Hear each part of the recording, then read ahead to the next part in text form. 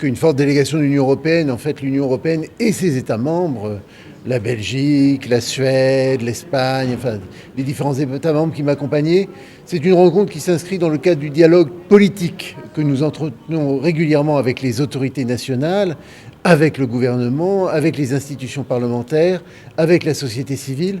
Et la réunion d'aujourd'hui s'inscrivait dans ce cadre, particulièrement dans le cadre de l'ouverture de la session parlementaire. Le président Mbosso d'ailleurs remarquait que nous étions venus nombreux assister à l'ouverture de la session mardi. Et pour nous, c'était l'opportunité d'aborder ensemble différents sujets d'intérêt commun qui existent dans le cadre de ce dialogue politique. On a vraiment abordé beaucoup de sujets qui nous intéressent, qui intéressent le Congo, qui nous intéressent ensemble. On a parlé de la lutte contre les trafics illicites, de la lutte contre la corruption, des différents projets de loi qui existent en la matière. On a évoqué avec le président les sujets liés au changement climatique, liés à l'importance aussi du genre.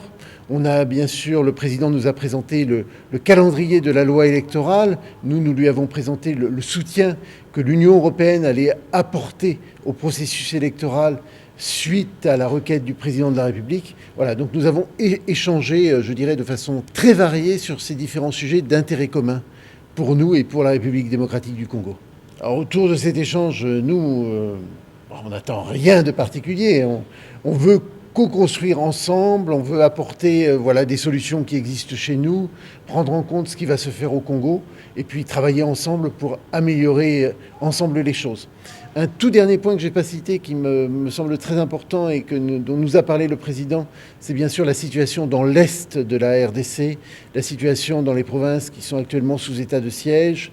Nous avons aussi échangé là-dessus et nous avons aussi entendu les demandes du président par rapport au soutien que doit apporter l'Union européenne au gouvernement de la République démocratique du Congo avec d'autres partenaires pour essayer de ramener la paix dans l'est du Congo.